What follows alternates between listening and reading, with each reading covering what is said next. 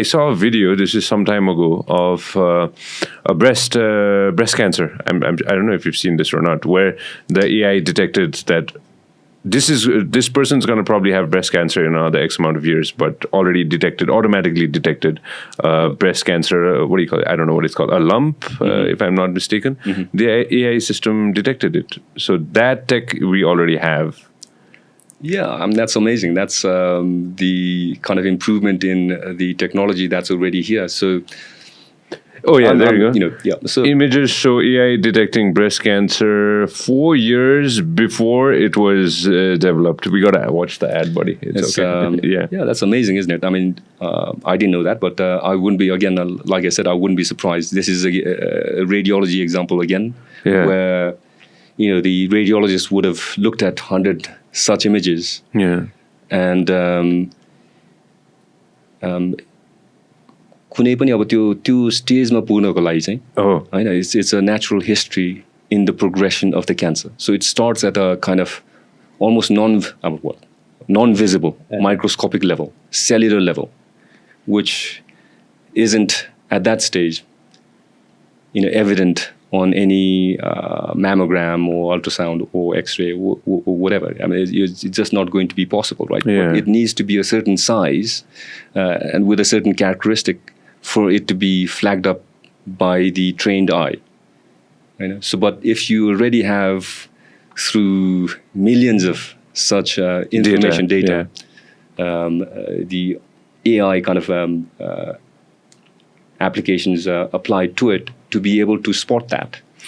Right now, is amazing. Right, exactly. Right now in 2025, we're in a time when they can just go ahead and AI could pick this up. Yeah. My question was earlier by 2050, the robot's going to be doing its own thing. That's going to be insane. Let's say I have what's the most common operation that happens in the world? What's one of the most common ones? So lap chole, for example. So cholecystectomy may be a hernia operation or cholecystectomy gallbladder operation. Appendix. Pitta thailiko. So I think that's one of the most common operations in GI surgery. Let's say a suture, right? I cut my finger. I cut my finger on a cycling accident. What do you call it? 15 to 20 years ago. I had 4 stitches here. Some gentleman in the emergency room is like, well, let's fix you up. Boop, boop, boop. Done. Right? Yeah. Maybe in the future, if I have a cut like this, I could just put it in a machine and just get it done. Yeah, maybe. I think that's that may well be the case. I wouldn't be too surprised. Like I think 20 years ago, the example that you just gave in terms of the breast lump or very kind of almost subclinical lump that most people would miss, most even trained radiologists would miss being detected by AI. So why is this not going to be possible? I think it may be possible in 10, 20 years' time where I'll probably have a better scar, a fine-looking scar, not a roughed-up one that was done quickly. Let's fix you up right away.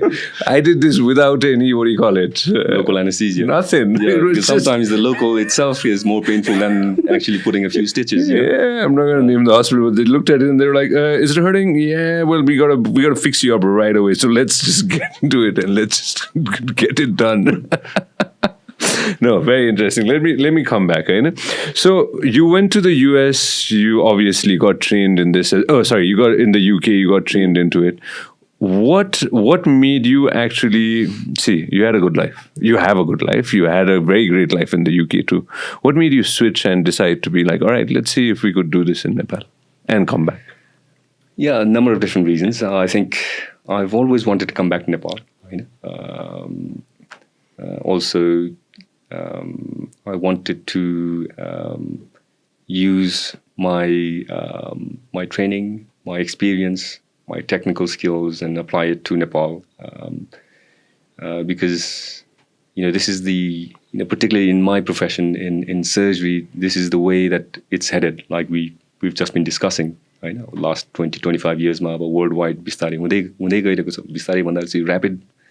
Exponential रूपमा गइरहेको छ. नेपालमा छैन. It's not here yet. So and that kind of gave me more impetus, more kind of a drive to kind of kickstart this. Obviously, I've been here 5 years, and it's taken a few years to kind of get everything set up properly to implement this. And to skepticism saying about different sector it's स्वाभाविक अब even त्यत्रो अब country India UK मा त अब question markहरू थियो भनेपछि initially initiate गर्ने बेलामा चाहिँ विभिन्न किसिमको चाहिँ skepticism हुनु natural नै हो. So Nepal is no different, and system is no different. So तर चाहिँ I think those are the factors. Plus also family factor. It's always good to be with your family, and thankfully I came back at a stage when I hadn't completely settled in the US. Like we were discussing earlier, once you start settling completely with a young family, and then it becomes more and more difficult increasingly to come back. So I think I've kind of timed it right. Yeah. Oh, go back. Oh, there you go. You're cute. Oh, what's his name? Shriyant. So yeah, he's 9 now. Okay. This was from some time ago, I believe. Yeah, this is last year. Yeah. Sorry, you were saying? Yeah, so I think family reasons too. So, Doc Sahib, this is for all the doctors and all the professionals and all my friends all around the world, right? Nepali who've gone abroad. You went in 1993, give or take, 27 years, and you were away for 27 years from Nepal. Right? How does it feel to come back? Like, this is a very personal question. फर्केर आउने के अब म बस्छु. I've seen the world. I've studied. I've got the best degree that anybody could get in the planet. I've studied all my life. I've worked all my life. Now let me come back to Nepal from the West. Honestly, I'm asking you this. How does it, deep inside, it's a big sacrifice that you're making for your family to, maybe for all the things that you've achieved. It's a big uncertainty. Like, how did it actually feel, and how did you make that jump to be like, all right, I'm back home, I'm going to come back to Nepal? Yeah, I mean, initially the question mark I've worked all my life.